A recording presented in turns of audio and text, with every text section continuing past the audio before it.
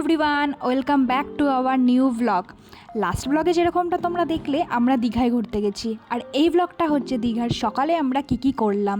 তো চলো কথা না বলে ব্লগটা দেখতে থাকো তোমরা, আর কেমন লাগলো অবশ্যই কিন্তু জানিও। তো এখন 7:30 মতন বাজে, আমরা রেডি হয়ে গেছি, এখন আমরা ঘুরতে বেরোবো।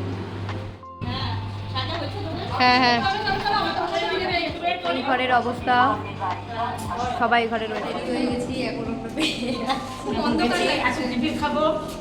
আমাদের রিসেপশনে কিছু কাজ ছিল, তো সেগুলো আমরা কমপ্লিট করে বেরিয়ে পড়লাম ব্রেকফাস্ট করতে। কোথায়? তো আমরা বেরিয়ে পড়েছি, এখন 8টা বাজে সকাল। এখন আমরা কেউ ব্রেকফাস্ট করি, এখন আমরা ব্রেকফাস্ট করতে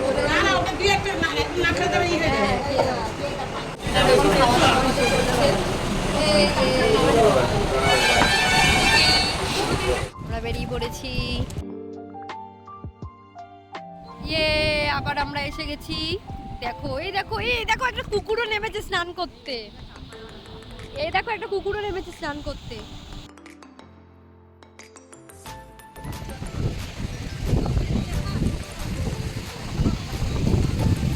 কি দারুণ লাগছে গাইস, মারাত্মক সুন্দর লাগছে এখানে এসে।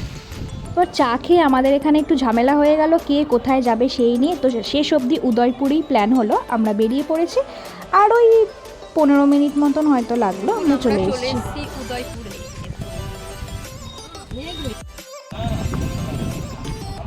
চলে এসেছি এখানে, কিন্তু স্নান করলে সেই লেভেলের মজা লাগছে গাইস।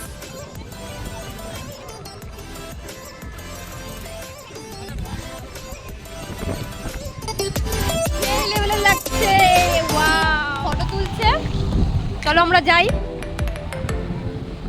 একটু তো জলে পা চোবানো হয়ে যায়।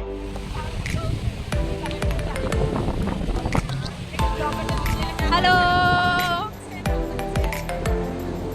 খুব সুন্দর লাগছে, এত সুন্দর জায়গা। দাঁড়াও এমন ভাবে করি তাহলে দেখতে পারো তোমরা। আরেকজন চলে আসছে, চলে আসুন।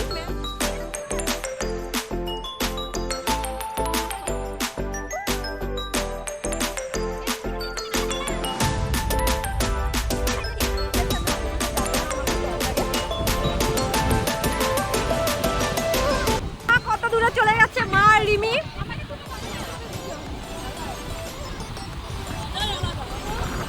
আর আমি স্নান করতে পারছি না।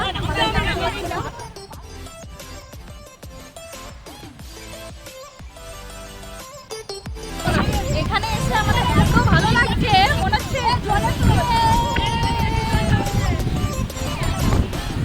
কি দারুণ।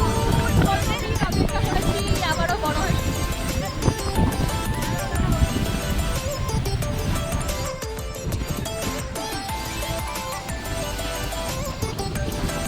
ও খুব ভয় পায়, তার জন্য বেশি দূরে যাওয়ার সাহস নেই। দেখো আমরা আসছে ওই বোর্ডগুলো, কি দারুণ লাগছে না? দারুণ মজা হচ্ছে এখানে, স্নান করতে পারলে খুব ভালো লাগতো। জয়পুরে আমরা বসে পড়েছি, আমাদের টিম বসে পড়েছে এখানে। আমাদের এখানে স্নান করতে ইচ্ছা করছে, আমার মনে হয় না।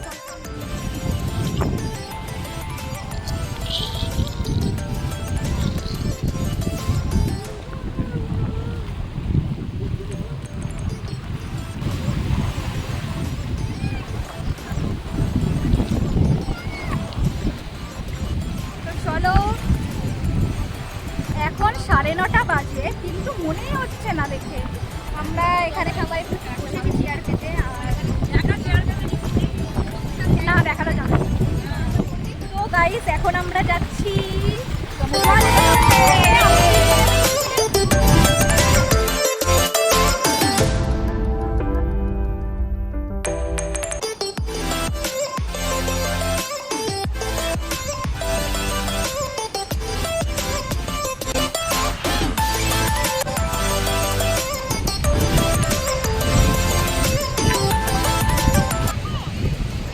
চলে যাচ্ছি।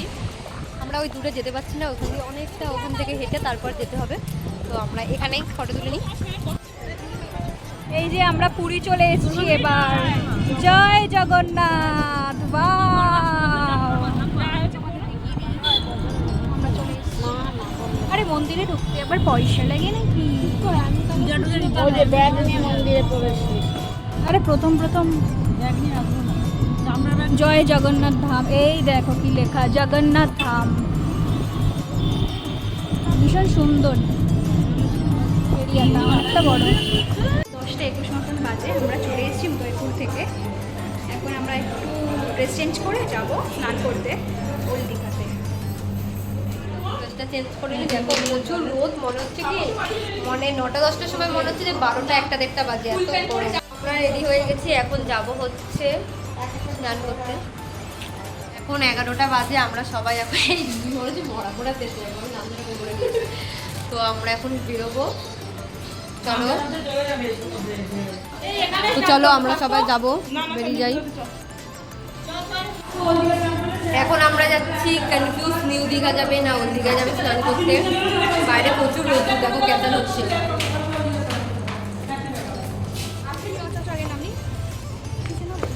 আবার একটা ছোটোখাটো ঝামেলা হয়ে গেল, যেটা হয় সবাই মিলে গেলে এক একজনের এক এক মত। তো শেষ অবধি আমরা গেলাম নিউ। চলে এসেছি, এখানে এত ভিড়, লোকজন দেখে বলো তোমরা, তোমার কেমন লাগছে? তোমার সাথে আমরা দীঘায় যাচ্ছি, ভালো লাগছে। ভর্তি চোদ্দের সাথে এসে সেই মানুষটা অনেকদিন ধরে এক্সাইটেড হাঁটাচ্ছে, আমাকে হাঁটাচ্ছে, খুব হাঁটাচ্ছে। আরে হাঁটাও হচ্ছে, টোটোতেও চলা হচ্ছে, কিন্তু অনেকদিন ধরে এক্সাইটেড যে আমাদের সাথে আসবে। ফাইনালি আসা হলো, বলো আমাদের। আর সেই আশা হলো, আমার ইচ্ছেটাও পূরণ হলো ভর্তি ছোট্টির সাথে। তাদের বলতো আমি ঘাটে চলে যাবো, তোরা আমার ব্যাপারটা হচ্ছে শুধু টোটো আর টোটো ভাড়া আর ভাড়া। হ্যাঁ অনেক ভালো। তোমরা একটু লাইক করে দিও। এত ভিড় ওইদিকে, মনে হচ্ছে গঙ্গাসাগরে সবাই স্নান করতে এসছে। আর এখানে ঝামেলা হচ্ছে, কি আওয়াজ। আমরা চলে এসেছি নিউ দীঘায়। এখনই মেমোরি অলরেডি এখন আমরা যাচ্ছি। চলো, এখন 1:15 বাজে, আমরা নিউ দীঘাতে স্নান করে বাড়ি ফিরছি। এখন 1:30 বাজে। তো গেছিলাম কখন আমরা 11টার সময় গেছিলাম। এত ভিড়, এত বাজে অবস্থা, তোমরা তো ভিডিওতে দেখতেই পারলে। চেঁচামেচি ঝামেলা হচ্ছে মাতালদের। তো আমরা বেশি স্নান না করে, খুব বাজে বাজে ভিড়ের অবস্থা। তো স্নান না করে আমরা বাড়ি এসে স্নান করে আবার শুয়ে পড়েছি। এবার লাঞ্চ করবো, সবাই আসুক। এই যে এখানে আমাদের লাঞ্চ চলে এসছে, 2টো বাজতে এই ব্লগটা এই অবধি। এরপর কী কী করলাম সেটা তোমরা নেক্সট ব্লগে দেখতে পারবে। Thank you for watching.